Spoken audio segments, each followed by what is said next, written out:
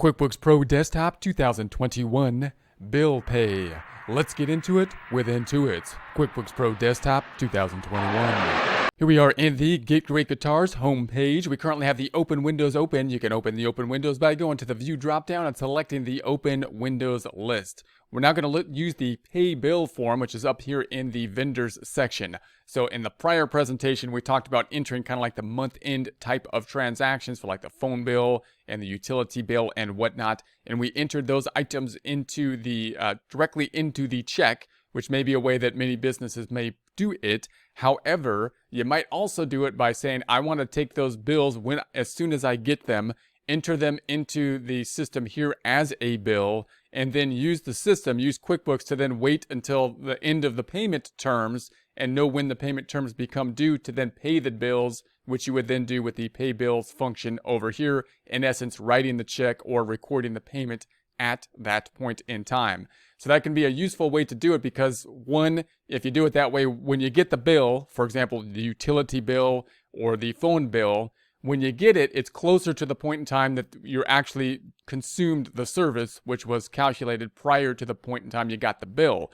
So if you enter the bill at the point in time that you received it, then you're actually entering it closer to the point in time that you consumed it, which is better for an accrual purposes. Also, it's basically good for just management of cash management, to pay your bills later rather than sooner. So you might be trying to hold on to your money a little bit longer. The larger the company is and the more transactions you have, it will actually become more significant to basically hold on to your money a little bit longer. So there's always going to be this cash management strategy of trying to pay the bills at the end of the payment term, because it can have an impact over long transactions. Therefore, instead of just holding on to the bills on your desk somewhere, you want to enter them into the system so that you can record the expense at the point in time it was consumed, and then use the bill pay feature in order to sort those bills and then pay the ones that you want to pay. This could be basically a full-time job to sort these kind of things out in a large business. It could be a department, basically, supporting this, that will sort this kind of things out at a large business. So let's open up our financial statements first. I'm going to go to the reports up top. We're going to go to the company and financial. We're going to go on down to the balance sheet. I'm going to change the dates in the custom reports up top.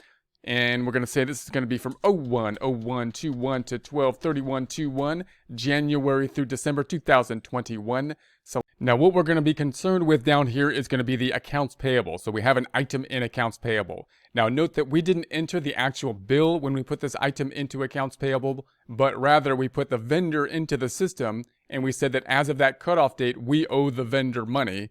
And then, so let's double click on this and we'll take a look at it. Double click on this. I'm going to change the date back to 2020 so that we could see the transaction, because we entered this as our beginning balances in the beginning of the period, or prior to the current period we're going to be recording our books for. And so there it is. And notice what QuickBooks did with it. They created a bill for it. So they created a bill because that's the account that will be linked to us owing somebody money. And so that's going to be the accounts payable. So this bill was created when we entered our beginning balances. We're going to basically pay it off at this point in time, closing this back out. When we pay it off, we're going to be reducing the checking account, because we're in essence doing a check or some other type of payment, reducing the checking account, which it's like a check form. And then we're going to be decreasing the accounts payable. Note, however, that when we write this kind of check, it'll be a bill pay type of check, which will give us another indication of the type of check. In other words, if I double click on this item, you see that we have these checks over here that are indicated by type as a check. It'll be a little bit different when we write the check out of the bill pay function, and it'll indicate it a little bit differently, even though it's still a check, but it'll tell us that, hey, this check is writing down or being applied against the accounts payable. So that can be nice that it gives us more detail like that. So I'm going to close this back out. I'm going to go back to the home page. Now note, in the following month, we're going to spend a little bit more time entering the bills into this section instead of basically writing the checks for them, so we could still see this process in terms of entering the bills and then paying them. But for this month, we're just simply going to pay the one bill that was in there from the beginning balance. So I'm going to select the pay bill item. And so there we have it. Now we have up top, we have due on or before. So you might want to sort it in this format. This will help you to sort your bills down below. So you might want to sort your date. So if you have a whole lot of bills, like if you're working at a large company or you're working at a company that has a lot of payables outstanding, then you might want to use that to sort all your payables, which will be listed down below. We only have one here, so it's not too difficult to see it. So we're going to say show all bills so we can see it. You can also do a filter option, and you could filter by the vendor if you so choose. We can also sort. It's going to be sorting by the default of the date here. So we have the sorting by the date. And so then we have our one item down below. So this is the one bill that we're going to be paying off. I'm going to go ahead and check that off in order to indicate that we're going to pay it. Also note that when you go to the sort by dropdown, you could sort by other items, including the discount date, the vendor, the amount due, the reference number, and so on and so forth. And now down below, if you wanted to clear the items, you can clear them, and that'll clear the check mark that you had up top. If you want to select all the bills and print them or record them at one time, you can select all bills here.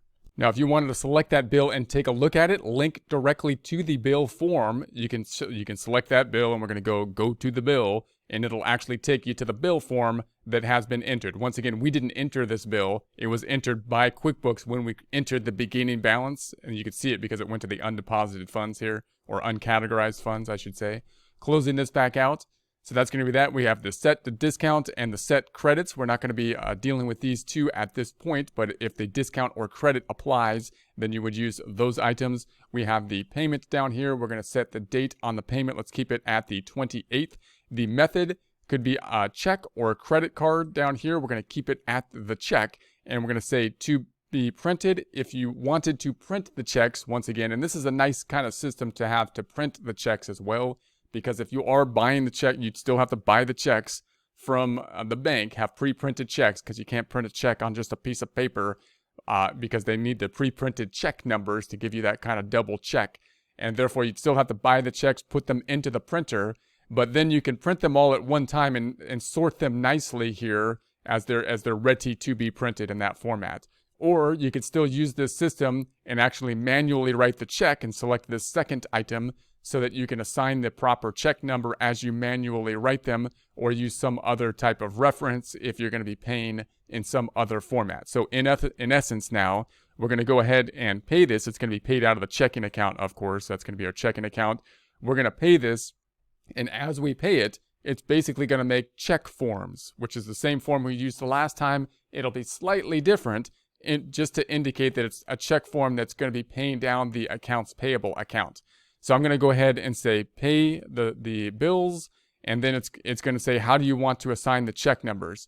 So we can say that we want to let QuickBooks assign the check numbers. That's basically what I'm going to do here, and that will assign the check numbers in the order that QuickBooks left off on.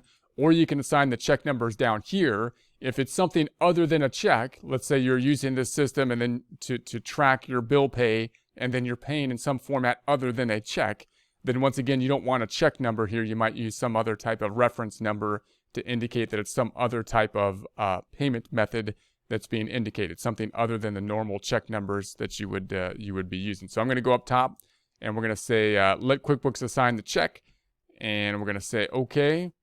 And so there we have it. And so it assigned the check number 1010 to it. And so I'll say let's go done.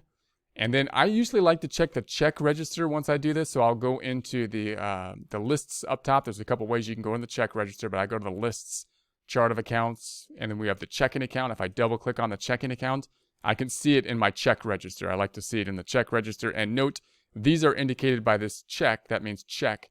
This is indicated by a bill payment, which is still basically a check. But if I double click on it, it's still a check form, but this bottom format is different, because the bill payment is basically telling you that this came out of accounts payable and this is the bill that was paid. So it gives you a nice reference to the bill that was paid, because if you want to look at, and that the reason that is nice is because if you look at this check and they didn't give you that, all you would know that is that it decreased the accounts payable. Then you'd have to look for the bill to consider, what was entered in terms of the bill, and what expense account, for example, was hit. But they give you that information down below, which is nice. So I can have that nice audit trail. I could say, if I want to look up this bill, I say, where's Epiphone? I find Epiphone, and I can find the payment that was made, and then that links directly to the bill that was entered which is often what I'm looking for, right? I'm looking for the bill if I want to find more detail about it. So I'm going to close this back out. Let's go to our balance sheet now. So here is our balance sheet. And then if I double click on the checking account in the balance sheet, we see that we have this bill pay again. So once again, it's a check indicated by check here, dash check, but it's different than the checks up top. And that means it's a bill pay check. That means it's paying down an accounts payable. It means it went through the accounts payable. If I double click on it, it looks very similar to a check up top.